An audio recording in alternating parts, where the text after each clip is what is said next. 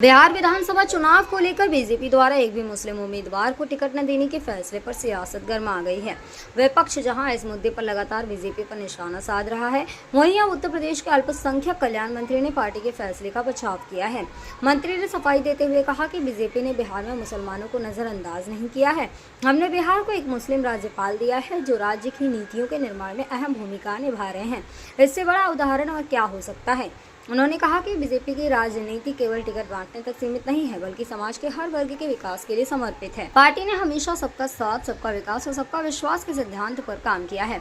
उन्होंने आगे कहा कि बिहार के मुसलमान राज्य के विकास का अहम हिस्सा है और उनके बिना बिहार का प्रगति पथ अधूरा है।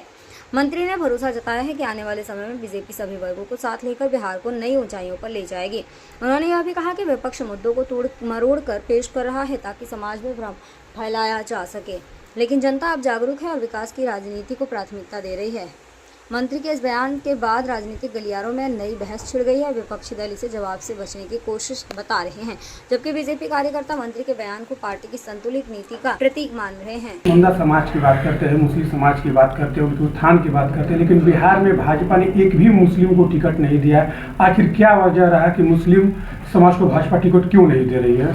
देखिए, बिहार को तो एक मुसलमान राज्यपाल हमने दे दिया जो बिहार के नीति निर्माण का काम कर रहा है। इससे बड़ा उदाहरण क्या होगा? देखिए, पहले तो ये बात समझने की ज़रूरत है कि हमको मुसलमानों के ओवरऑल डेवलपमेंट के लिए काम करना है। ओवरऑल डेवलपमेंट का मतलब होता है उनकी शिक्षा के लिए, उनके स्वास्थ्य के लिए, उनके रोज़गार के लिए, उनकी राजनीतिक सहभागिता के लिए। और यकीनी तौर पे बिहार की समृद्धि, बिहार के विकास को हम ये जानते हैं कि हमारे मुस्लिम समाज के बिना हम बिहार की समृद्धि को नहीं आगे बढ़ा सकते। आज जिस तरीके से बिहार के विकास को हम पूरी ईमानदारी से सबकी सहभागिता लेते हुए सुनिश्चित कर रहे हैं, आने वाले दिनों में बिहार के विकास को नई ऊंचाइयों पर पहुंचाने का हम काम करेंगे।